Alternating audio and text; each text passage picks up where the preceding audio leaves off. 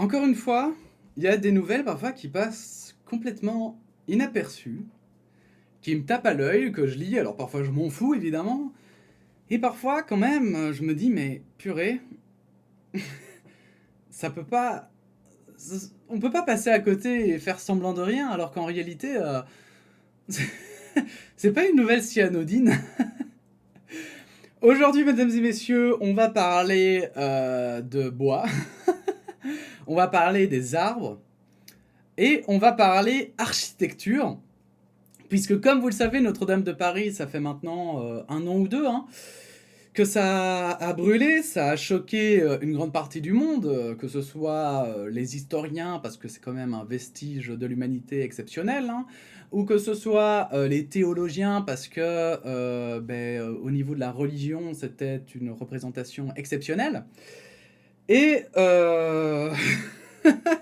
aujourd'hui, on va voir comment est-ce qu'on va reconstruire Notre-Dame à l'identique et on va se lancer dans le fameux débat. Est-ce que c'est vraiment nécessaire de reconstruire à l'identique? Vous allez comprendre pourquoi. 15 tonnes et 230 ans, 8 chênes quittent leur forêt pour le chantier de Notre-Dame de Paris. Magnifique photo de chêne. La reconstruction de la cathédrale de Notre-Dame de Paris est un travail de longue haleine. Ce jeudi et vendredi, une étape symbolique a été franchie. 8 chênes de près de 230 ans ont quitté la forêt de Bercé qui les a vus grandir pour rejoindre la Syrie où ils sont débités et sciés durant l'été. 8 chênes de 230 ans, donc ça veut dire que, pour donner un ordre d'idée, parce que voilà, vous le savez, j'ai étudié l'histoire et justement, moi je trouve qu'il y a un truc, 230 ans, ça nous dit rien, ouais c'est beaucoup, mais à part ça, ça nous dit pas grand chose. Mais donc il faut savoir que ces arbres sont quand même nés, pour avoir une petite idée, en 1790. Rien que ça quoi, si je dis pas de conneries, hein. Ouais c'est ça, 1790. En 1790, donc ça veut dire qu'ils ont par exemple survécu à Napoléon quoi, vous voyez? Est-ce que vous voyez ce que je veux dire, quoi? Si vous alliez voir ces arbres maintenant, vous pouviez vous dire que Napoléon, à l'époque, avait pu toucher ces arbres. Enfin, je sais pas, moi ça me fait toujours quelque chose de me dire que ces arbres faisaient partie du paysage pendant tout ce temps-là. C'est un peu con, mais ça me touche, ça touche mon cœur d'historien, ok? Ces 8 arbres sont les plus lourds et les plus longs de la récolte. Ils vont produire les 8 poutres pour le tabouret de la flèche. Ils font entre 95 et 110 cm de diamètre et entre 22 et 26 mètres de long chacun, explique Claire Quinnon, responsable commercial bois et services à l'Office national des forêts françaises. Les 8 chênes ont été abattus début mars avant leur montée en sève, mais il a fallu attendre le mois de juin pour que les chemins soient praticables pour les tracteurs qui les transportent. Défi logistique. Tout dans cette entreprise est un défi logistique. Débarder les arbres, les soulever avec 2 grues pour les charger dans un camion sans les abîmer. Chaque arbre pèse entre 10 et 15 tonnes. Les transporter via convoi exceptionnel ou encore trouver une scierie capable de gérer de si grands arbres.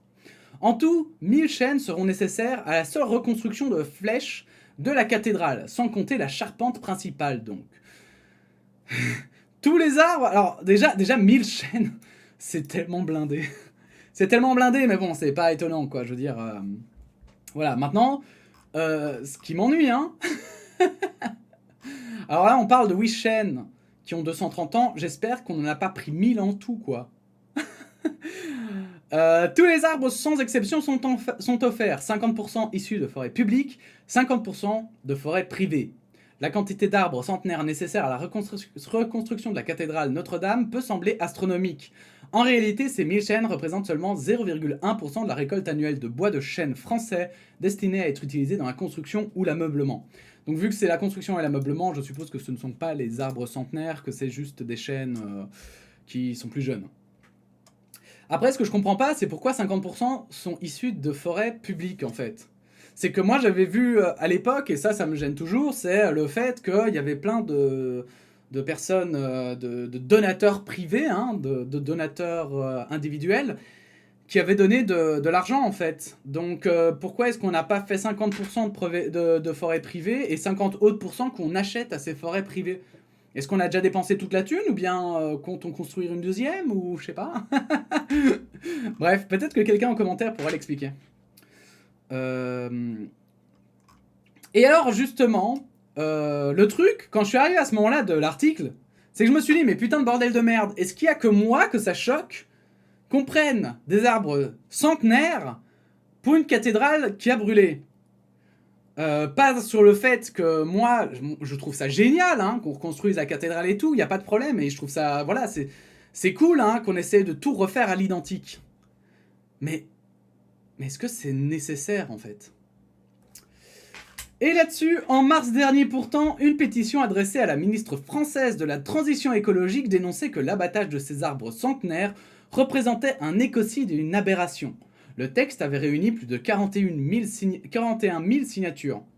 Reconstruire la cathédrale avec du béton était possible, c'est ce qui a été fait pour les cathédrales de Reims et de Nantes par exemple. Mais les autorités françaises ont décidé de reconstruire à l'identique le monument. Pour toute la reconstruction, ce sont 2000 chênes centenaires, voire bicentenaires. 2000 chênes! Ah non, c'est bien ça. C'était bien... Non, c'était pas des... Les 1000 chênes, c'était pas des jeunes chênes, en fait. J'avais loupé cette phrase. Qui seront coupés. Et ici, vous avez tout le parcours de la construction et tout. Je trouve ça extrêmement dommage hein, que l'article ne mette pas en avant plus le côté écologique. Aujourd'hui, on est quand même en 2021. Je voyais encore un article qui est sorti aujourd'hui où il parlait de Madagascar, où ils subissent une famine à cause du réchauffement climatique. Et bordel de merde! Bordel de fucking de merde! Est-ce qu'il y a que moi que ça choque? Est-ce que vraiment, en fait, c'est ça que je me dis? Est-ce qu'en fait, ça fait pas partie de l'histoire que le monde évolue? Dans le sens où... Voilà, Notre-Dame de Paris. C'est une cathédrale incroyable. Super belle. Mais est-ce que, après le fait qu'elle ait brûlé, c'était pas l'occasion de faire quelque chose de nouveau? Tout simplement. Après, je dis pas que forcément c'était le cas et que c'était ce qu'il fallait faire, hein. Mais en fait, pour moi, soit il aurait fallu la reconstruire à l'identique, mais pas forcément avec les matériaux de l'époque. Pas avec des bois qui ont 10 000 ans, parce que, autant à l'époque, des bois centenaires, il y en avait à la pelle. Parce qu'on faisait pas de l'abattage d'arbres comme on le fait aujourd'hui. Je sais plus, on peut regarder hein, la carte Ferrari, je l'ai fait il y a pas longtemps et j'adore regarder cette carte. Je crois que c'est comme ça, Ferrari, je ne sais pas, je me trompe toujours. Ça doit être ça. Hein. Je vais mettre Belgique. Ou alors je dois aller sur Google peut-être. Mais je sais plus comment... Ah voilà, c'est ça. Ferrari. Non, c'est Ferrari. À chaque fois, je me dis... Ah mais non, c'est pas Ferrari. Mais c'est ça que je cherche. Je cherche ça. Mais allez, comment ça s'appelle Ferraris. Voilà, Ferraris. C'est pour ça que je confonds. Je me suis dit, ça peut pas être Ferrari. Donc si vous connaissez pas la carte Ferrari, c'est incroyable. C'est une carte qui a été faite au XVIIIe siècle. Hein, et qui a été dessinée à la main par Monsieur Ferraris, je crois à l'époque. Alors il n'était pas tout seul, hein, mais il l'a dessiné et c'est incroyable parce que alors du coup on voit exactement, on peut retrouver, il a fait toute la Belgique et on peut retrouver là où on habitait à l'époque pour voir ce qu'il y avait quoi. Par exemple chez moi c'était des champs, mais c'est pas tout. Alors évidemment je le retrouve pas ici, hein, parce que évidemment j'ai envie de mourir parce que là voilà. Normalement c'est facile d'accès, mais comme j'ai été sur DuckDuckGo, évidemment je la trouverai pas. Mais mais bon, voilà quoi. Voilà quoi. Bref. Ah ça me fait chier, je voulais voir. Merde hein.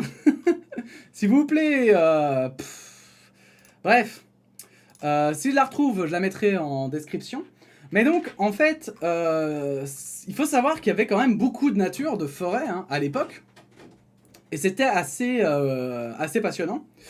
Et donc, c'était pas très compliqué, en fait, à l'époque, de prendre des arbres centenaires et de s'amuser à faire une cathédrale avec, quoi. Voilà. Il n'y avait pas de problème, même à récupérer des arbres. Il y en avait encore, comme je vous le dis, vraiment à la pelle. Et puis, puisque la cathédrale en elle-même, je crois qu'elle a pris 1 siècle à être construite... Je veux dire, 1 siècle, donc ça veut dire que les arbres qu'ils ont abattus, un siècle plus tard, ils avaient repoussé et ils avaient la même taille que ceux qu'ils avaient abattus, quoi. Donc pas de problème. Mais aujourd'hui, avec l'abattage intensif des arbres, je me demande vraiment si c'est opportun, approprié, éthiquement parlant même intéressant en fait de le refaire. Est-ce qu'on a vraiment besoin de savoir que la putain de flèche a des arbres centenaires qui la constituent? Enfin, sincèrement quoi. Je pense qu'en fait, aujourd'hui, on n'a pas ce... Enfin, j'ai l'impression que c'est un espèce de luxe qu'on se permet. Pour un monument qui est... Voilà, qui était intéressant parce qu'il avait été construit à l'époque. Mais aujourd'hui, quand on parlera de la cathédrale Notre-Dame, on parlera de la reconstruction en 2021 de la cathédrale. Et je veux dire, par exemple, ceux qui vont la voir en 2050, ils vont peut-être pas avoir les mêmes échos que nous quand on allait la voir et qu'on savait qu'elle était debout depuis X temps. Et en fait, c'est pour ça que je me pose vraiment la question. Alors après ici, je vais pas lire parce que c'est vraiment juste un rappel de ce qui s'est passé à Notre-Dame, etc. Mais donc je me pose vraiment la question de la pertinence. J'ai pas éternué, ça va. Excusez-moi.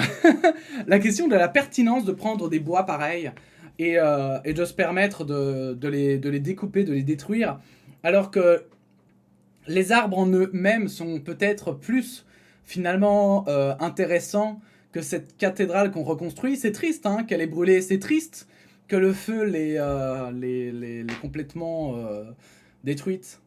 Mais d'un autre côté, c'est aussi ça la vie, l'histoire de l'humanité en fait. Il y a des choses qui se sont détruites et on a reconstruit des choses par-dessus, soit à l'identique mais avec nos méthodes actuelles, ou soit on faisait de nouvelles choses en fait. Et là, pour le cas, on a pris une décision, mais plutôt que d'assumer que ça a brûlé, hein, et d'expliquer peut-être aux générations futures que ça a brûlé, mais qu'on voulait garder une trace du passé, une trace de ce passé médiéval, eh bien, on préfère le reconstruire exactement à l'identique et niquer un petit peu plus l'écologie pour dire à ses enfants, vous voyez là, tu vois dans la flèche là-bas, c'est des arbres bicentenaires, d'accord? Ça n'existe plus aujourd'hui. Donc regarde-les bien là, les poutres. Bref, voilà, je trouvais ça assez important d'en parler. C'était important pour moi, ça ne l'est peut-être pas pour vous, je ne sais pas. N'hésitez pas à donner votre opinion en commentaire, évidemment. N'hésitez pas à liker, à partager cette vidéo, à vous abonner à la chaîne.